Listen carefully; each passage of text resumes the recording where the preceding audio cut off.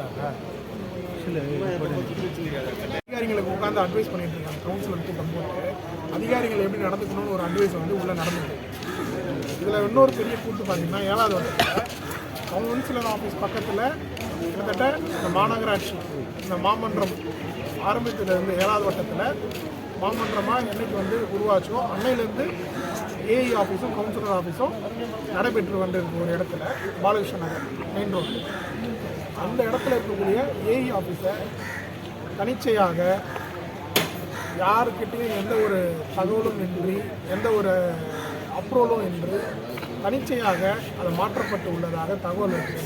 அதை இங்கே கேட்டதுக்கு யாருக்கும் எந்த பதிலும் சொல்லலை. ஏன் மாற்றினீங்கன்னு கேட்டால் அது அப்படி தான் கவுன்சிலர் ஆஃபீஸ் பக்கத்தில் தான் இருக்க வேண்டிய அவசியமான சேர்மன் கேட்குறாரு. ஆனால் எங்கள் சேர்மன் மட்டும் ஜோனல் ஆஃபீஸ் பக்கத்தில் அவர் ஆஃபீஸ் வச்சு நடத்துகிறாரு. ஆனால் கவுன்சிலர் ஆஃபீஸ் பக்கத்தில் ஏஇ ஆஃபீஸ் இருக்கணுமா? அது அவசியமான ஒரு கேட்கக்கூடிய சேர்மன் தான் நீங்கள் மண்டலம் ஒன்று நடத்திக்கிட்டு ஒரு கவுன்சிலர் அப்போ யார் வச்சு வேலை வாங்குவாங்க? ஏஇ வச்சு வேலை வாங்குறதா? இல்லை ஏஇ ஏதோ ஒரு இடத்துல இருப்பாங்க, கவுன்சிலர் ஒரு இடத்துல உட்காந்து வேலை வாங்குவாங்களா? ரெண்டாவது, அங்கே இருக்கக்கூடிய மக்களுக்கு ஏதாவது ஒரு எமர்ஜென்சி அப்படின்னா கூட போய் அந்த ஆஃபீஸர் வந்து பார்க்க முடியாத நிலைமை கிட்டத்தட்ட ஒரு 20 நாட்களாக இதை பூட்டி கிடச்சி. அதுக்கு அங்கே இருக்கக்கூடிய வெல்ஃபேர் ஆர்கனைசேஷன் மக்கள் வந்து லெட்டர் கொடுத்துருக்காங்க. நானும் தினந்தோறும் ஆஃபீஸ்க்கு போகிறேன். பக்கத்தில் அதிகாரி இருக்காங்களான்னு கேட்டால் அதிகாரிகள் வந்து இந்த ஆஃபீஸை க்ளோஸ் பண்ணிவிட்டு வேறு ஆஃபீஸுக்கு போயிட்டாங்க. அதுக்கப்புறம் தான் எங்களுக்கு அதிர்ச்சியான விஷயமே தெரியும். என்னடா இது, இந்த மாதிரி வந்து கவுன்சிலர் ஆஃபீஸ் இருக்குது, ஏஇ ஆஃபீஸ் இருக்குது. கிட்டத்தட்ட மாநகராட்சி ஆரம்பித்த காலத்திலிருந்து 2011 காலத்திலிருந்து இன்றைக்கு வரைக்கும் இயங்கிட்டு வந்த ஆஃபீஸை எந்த அறிவிப்பு இன்றி, எந்த தகவல் இன்றி, எந்த அப்ரூவல் இன்றி மாற்றப்பட்டது. இது யார் வந்து திராவிட மாடல் அரசில் இதுதான் நடந்து கொண்டிருக்கு. கேட்டால் நாங்கள் சிறப்பான அரசாங்கம் நடத்துகிறோம், திராவிட மாடல் அரசாங்கம் நடத்துகிறோம்னு சொல்லி மார்க் கட்டிக்கிறாங்க. வெட்கக்கேடாக இருக்குது, வெட்கக்கேடாக இருக்குது. இப்போது ஆட்சிகள் மாறும் காட்சிகள் மாறும் சொல்லி ஆமாம், இன்னைக்கு 2026 வந்து 100% எடப்பாடியார் வந்து முதலமைச்சர் ஆகிறது உறுதி.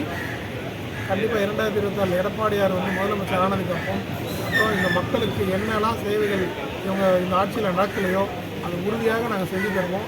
கண்டிப்பாக ஆட்சிகளும் மாறும், கட்சியும் மாறும், காலம் மாறும். அதுக்கெல்லாம் இப்போ இருக்கக்கூடிய அதிகாரிகள் பதில் சொல்லி ஆகணும். ஏன்னா இவங்க வந்து யாரோட அழுத்தத்தில் இதெல்லாம் பண்ணுறாங்கன்னு தெரியல.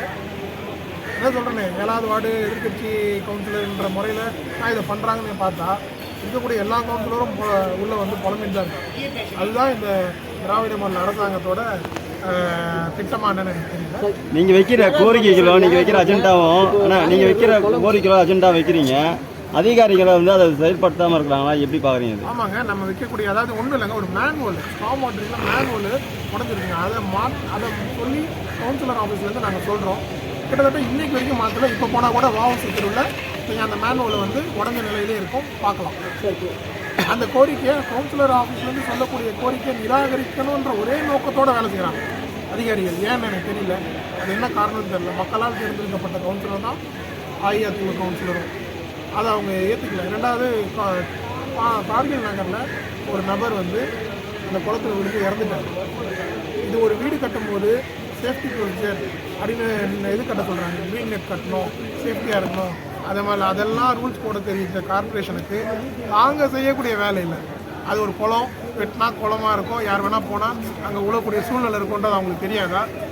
இவங்கெல்லாம் எல்லாருமே வந்து அதிகாரிகள் வந்து நல்ல ஒரு என்ன சொல்கிறது படித்து ஒரு ஒரு ஒரு இடத்துக்கு தான் வந்திருக்காங்க. ஆனால் மற்றவங்களை கேட்கக்கூடிய கேள்வி கேட்டு ஃபைன் போடக்கூடியவங்க இவங்க செய்யக்கூடிய வேலையில் ஒரு உயிர் போயிருக்கு. இதுக்கு யார் பதில் சொல்லுவார்? யார் பொறுப்பு எடுத்துக்குவார்? இதுக்கு என்ன நடவடிக்கை? திருப்பூர் நெடுஞ்சாலையில் வந்து சாம்பாட்டில் வந்து தனியார் ஹோட்டல்கள் கழிவுகள் என்ன கணக்கு ஆய்வு பண்ணாங்க. ஆனால் இது வரைக்கும் அதை உள்ள வந்து பார்த்தாங்க, நடவடிக்கை எடுத்துருக்க மாட்டாங்க. ஏன்னா அவங்க காசு வாங்கிட்டு போயிருக்காங்க. ஏன்னா அதுதான் இந்த திராவிட மாடல் ஆட்சி. அவங்க என்ன பண்ணுவாங்கன்னா, யாராச்சும் இந்த மாதிரி இருக்கா போவாங்க, இது பண்ணுறாங்களா, ஓகே பேரம் பேசுவாங்க, காசு வாங்கிடுவாங்க. அந்த காசு வந்து சேர்மனுக்கு முறையாக சேர்ந்துச்சுன்னா அதுக்கு அந்த திட்டம் சிறப்பாக நடக்கும். சார், 7வது வார்டில் கழிவுநீர் எடுக்கிறதுக்காக 5000 ரூபா அந்த ஃபைன் போட்டுருக்காங்க. ஆனால் சம்மந்தப்பட்ட பார்ட்டிக்கு 1000 ரூபா தான் பில்லு கொடுத்துருக்காங்க. 4000 ரூபா வந்து பார்ட்டிக்கு போகவே இல்லை பில்லு. இது எப்படி பார்க்குறீங்க? 7வது வார்டு மாமன்ற உறுப்பினர் அந்த மாதிரி இது வந்து மிகப்பெரிய தவறுங்க. அதாவது ஃபர்ஸ்ட் ஆஃப் ஆல் ஃபைன் வந்து போடக்கூடாது. ஏன்னா அங்கே வந்து உங்களுக்கு கழிவு நீர் வந்து சம்பில் தான் எடுக்க முடியும். ஏன்னா அங்கே வந்து உங்களுக்கு அண்டர் கிரவுண்ட் ட்ரைனேஜ் சிஸ்டம் இல்லை. அதை எடுக்கிறாங்கன்னு ஃபைன் போட்டதே தவறு. அதுலேயும் 5000 வாங்கிட்டு 1000 ரூபாய்க்கு பில்லு கொடுத்துருக்காங்க.